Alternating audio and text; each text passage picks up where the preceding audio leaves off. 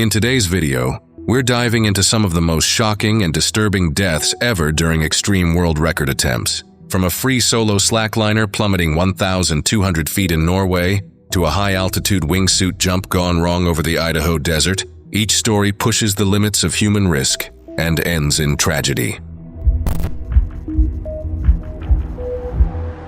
It was August 19, 2015. In Norway's Romsdalen Valley, the wind pulsed gently across the cliffs as the gorge below narrowed into a shadowed seam of rock and water. Just past noon, a group gathered quietly on the ridge. One man stood alone at the edge, barefoot, squinting into the sun. Lucas Fair was 29, a structural engineer from Cologne. In the summers, he disappeared into the Alps, chasing high lines between peaks. Among slackliners, he was respected for his calm under pressure and his minimalist approach, using only what was necessary to stay alive. Highlining is like tightrope walking at extreme heights. Athletes walk across narrow webbing stretched high above the ground, often over cliffs or valleys, using only balance and focus to stay upright, while strong winds threaten to throw them off. He often walked with a tether but had increasingly moved towards soloing. No harnesses. For Lucas, risk wasn't rebellion, it was control. Sponsors had backed away when he began declining harnesses, but an Austrian film collective had agreed to document this walk. Lucas had helped design the anchors for the 4,300-foot line himself, triple-checking each bolt. The line was suspended 1,200 feet above the gorge floor. He chose that line in Romsdalen because it was long, clean, and quiet. No base jumpers, no drones, just granite and air. The goal was simple: walk the longest free solo high line in history. He had trained for it by isolating segments and rehearsing wind correction techniques. The weather that morning was clear but shifting, calm air interspersed with erratic gusts. He knew the wind never held perfectly, but part of the challenge was adapting in real time. That day at 12:10 in the afternoon, he stepped onto the line. His team said he moved steadily, his feet gripping the webbing with a subtle roll, knees bent.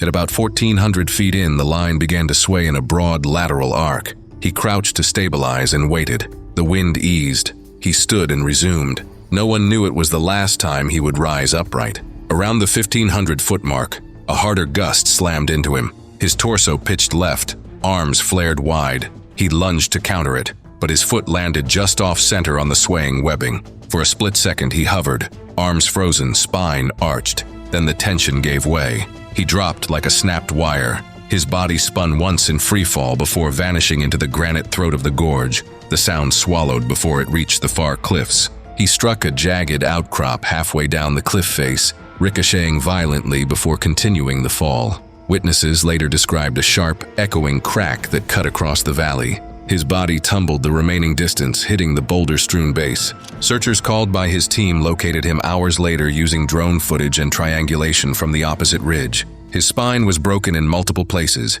his pelvis crushed, and both legs twisted at unnatural angles. The coroner's report described non-survivable blunt force trauma, consistent with a vertical fall at terminal velocity. There were no signs of movement after impact. His family held a private service in Cologne.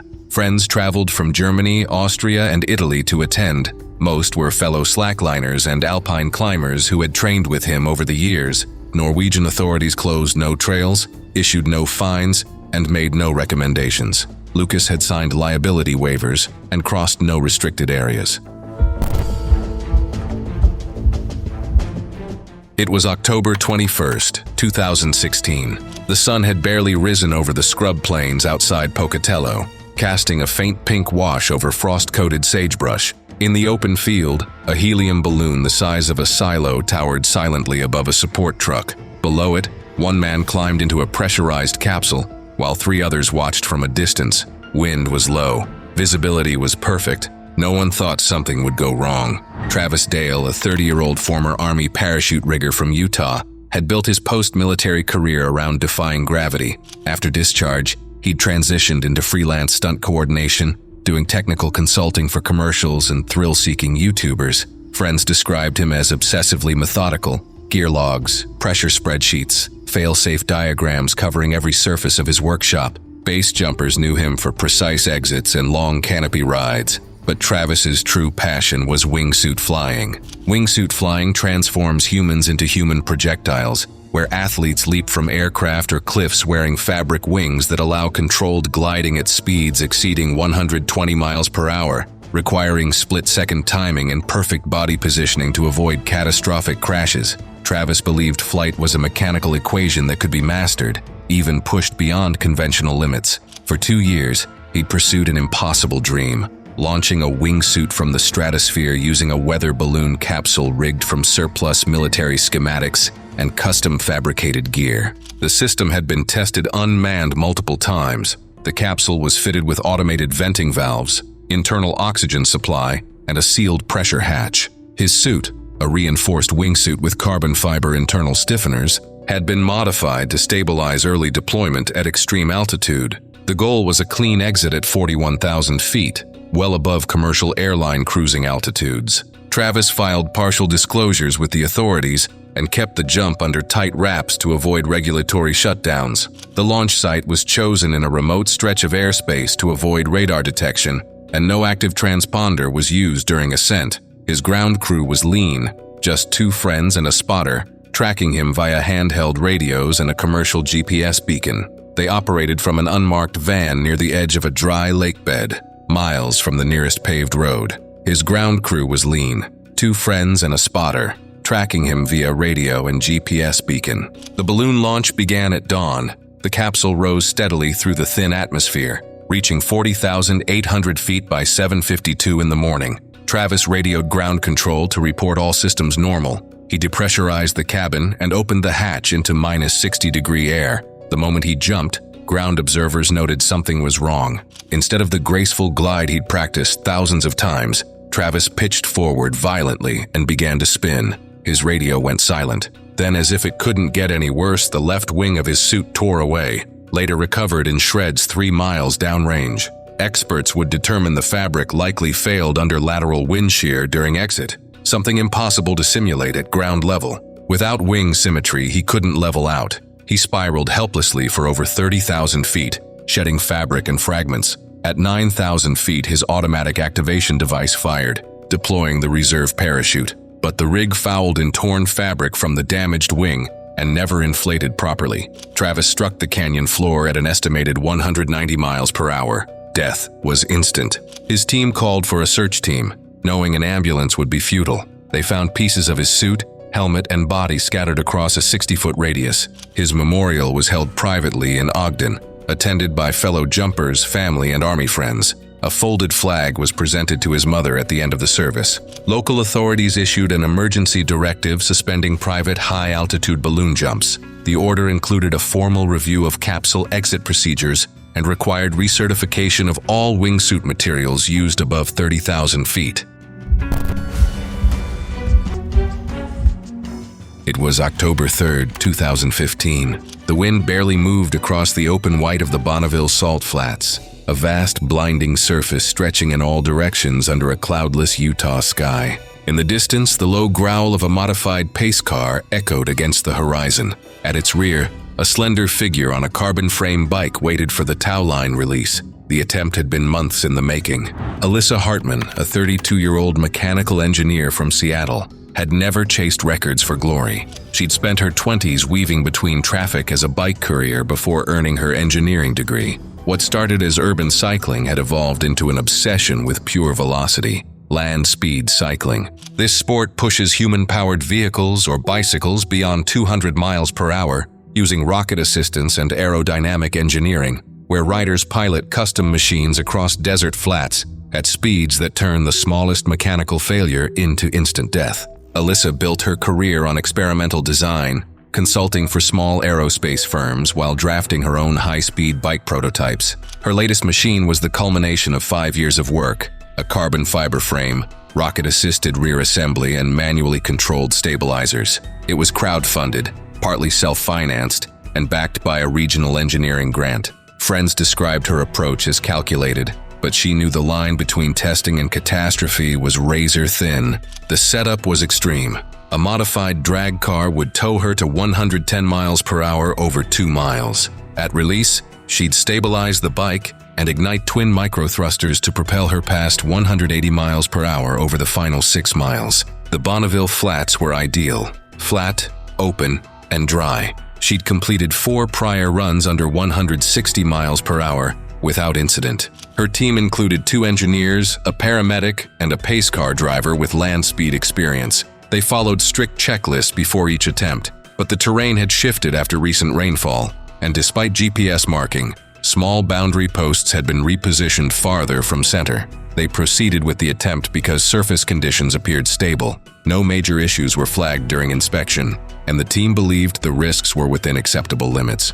At 10:12 in the morning, she launched. The tow went clean. At mile 3, she released smoothly. The bike remained steady, cameras showing her posture relaxed, arms low, controlling drag perfectly. At mile 5, sensors picked up a wobble in the left stabilizer. Her spotter told her over the radio to stop right away. Alyssa didn't respond. She was already beyond the speed where braking safely was possible, and any sudden shift could have sent the bike into a slide. The front wheel began oscillating visibly. She held her line, committed to the run. Then the thrusters fired. She was hurled forward nearly 300 feet, tumbling as fragments of the shattered bike scattered behind her. Witnesses described the impact as a low percussive thud, more felt than heard, followed by a cloud of fine salt dust erupting from where she hit. She landed chest first at a shallow angle, her momentum dragging her across the crusted surface like a rag doll. The force tore open sections of her protective suit, exposing raw tissue beneath.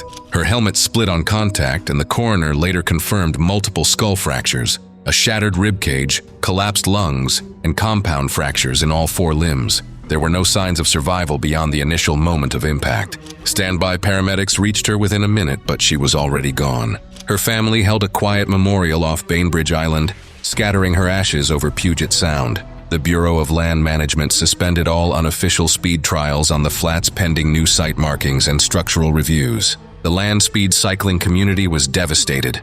Alyssa wasn't just another thrill seeker. She was a respected engineer who understood the risks and had trained methodically for years. Her death prompted enhanced safety protocols and stricter boundary marking requirements.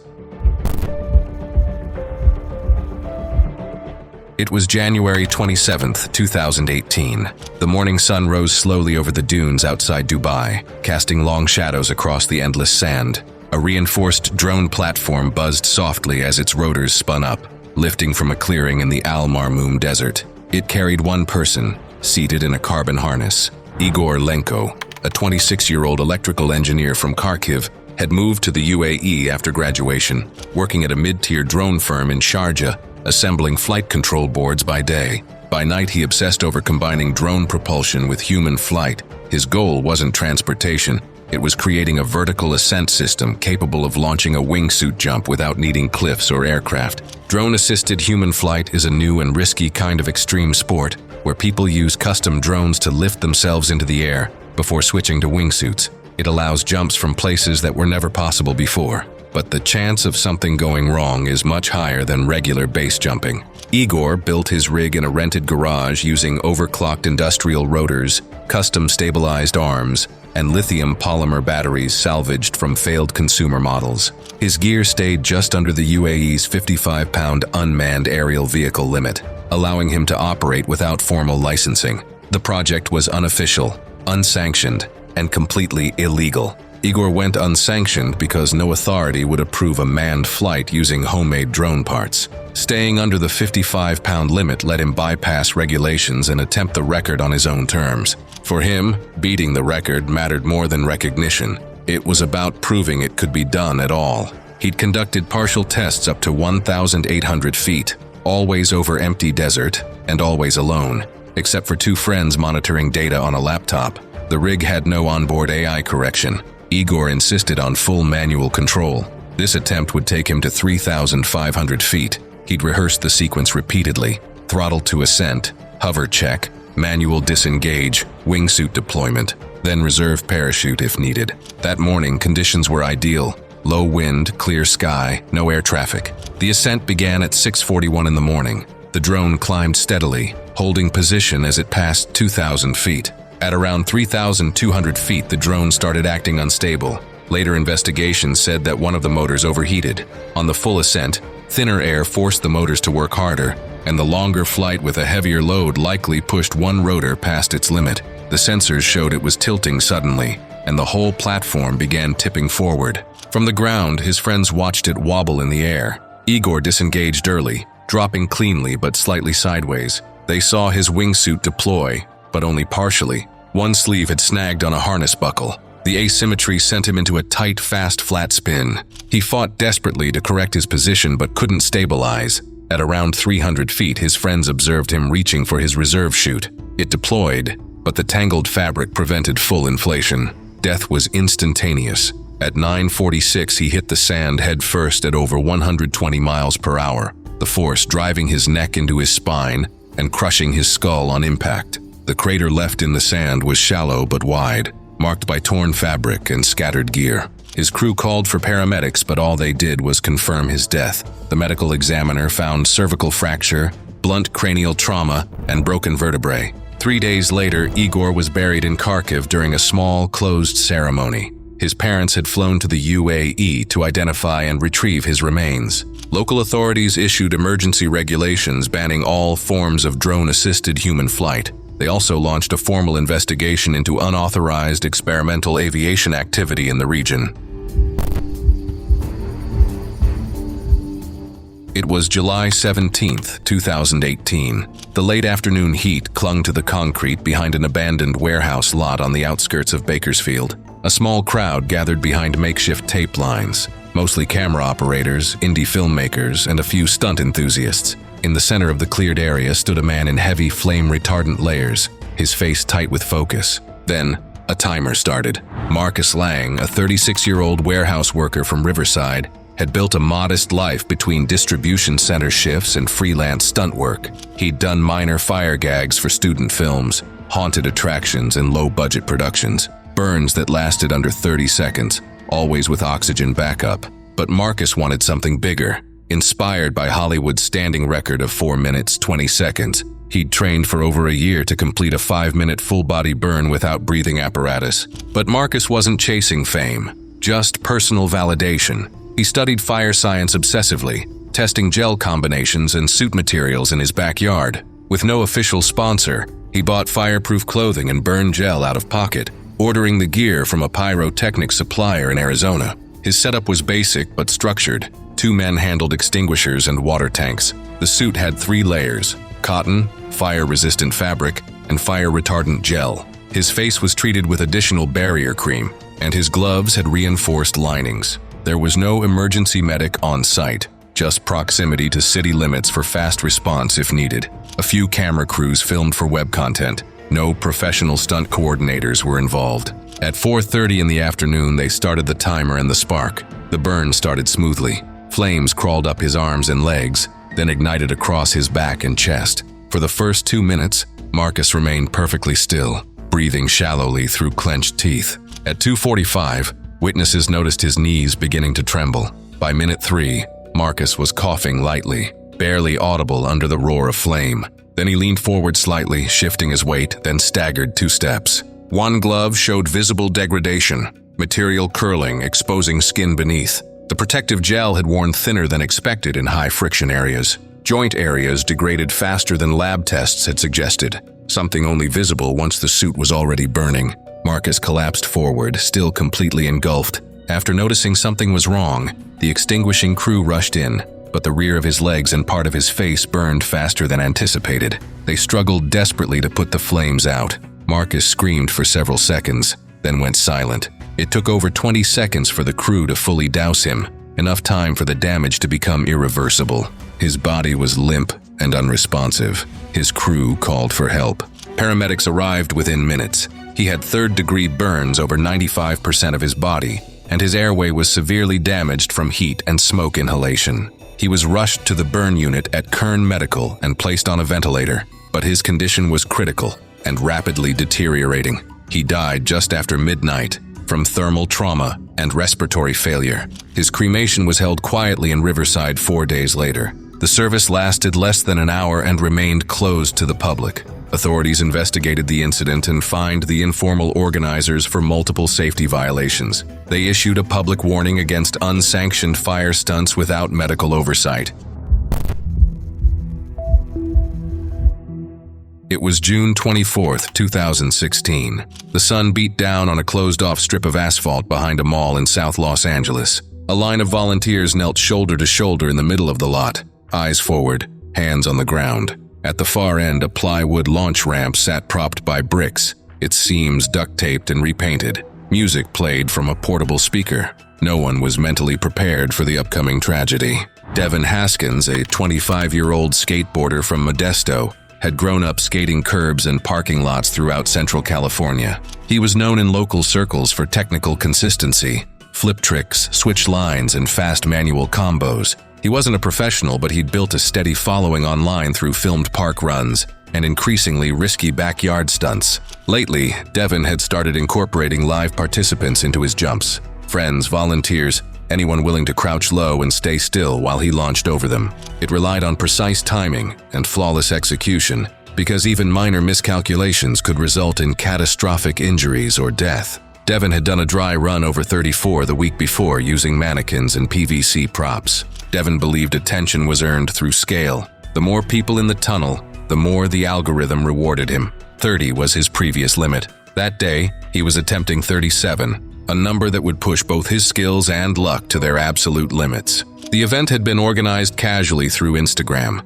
The mall had not authorized the event, and security presence was minimal. Devin rented a generator and used scrap wood for the ramp. No EMTs were present, no permits filed. Around 60 people gathered, mostly young skaters, spectators, and volunteer participants. The lot had just enough clearance to lay out the line of people, build speed, and attempt the jump in one clean motion. Several friends held phones at different angles, documenting what they hoped would be Devin's breakthrough moment. He rehearsed his approach speed 3 times, landing each time short of the ramp just to calibrate distance and timing. The mood was loose but tense. Everyone understood the stakes. At 2:16 in the afternoon, Devin gave the signal. He rolled in from about 100 feet back, pushing hard to build maximum velocity. As he hit the ramp, the lift was clean, but the extended distance tested the outer limits of his trajectory. The wheels wobbled slightly near the apex, barely visible on camera, but enough to throw off his balance. His back foot shifted off the tail.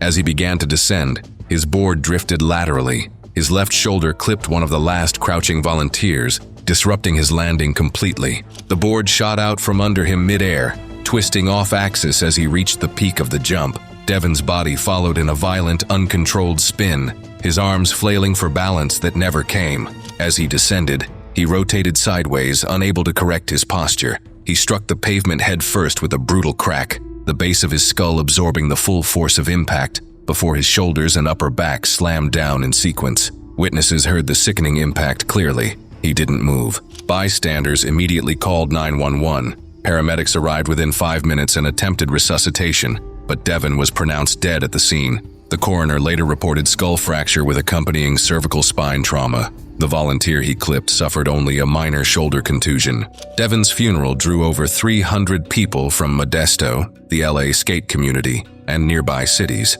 Candles and boards were left along the parking lot fence in tribute. City officials launched a formal review of public event permits and unauthorized stunt gatherings. The mall property owners were cited for failing to enforce safety barriers and crowd control protocols. Thanks for watching. If these real-life accounts of fame and fatal miscalculation entertained you, click here for more.